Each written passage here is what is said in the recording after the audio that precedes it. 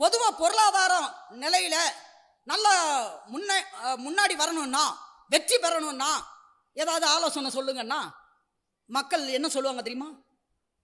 கடினமாக படி. என்னது? படிச்சாதாங்க பொழப்பு. அப்ப படிக்க கூடாதா? படிக்கணும். அடுத்து கடினமாக உழை.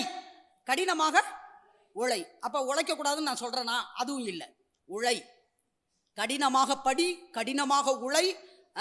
அதுவும் அப்படி நீ செஞ்சைனா நீ விரும்புகிற எதையும் பெற்று பொருளாதாரத்துல நல்ல நிலைமையில இருப்பேன்னு சொல்லி உலகம் சொல்லுது.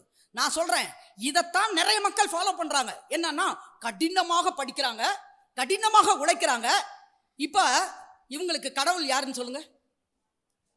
அவங்களே கடவுள்.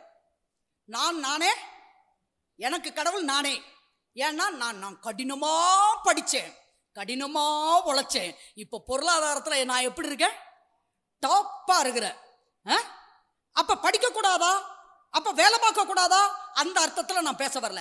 கடினமாக படிக்க வேண்டும், கடினமாக உழைக்க வேண்டும். ஆனா பொருளாதாரத்துல நம்மளை தூக்கி விடுறவர் நம்முடைய கர்த்தராகிய இயேசு கிறிஸ்து.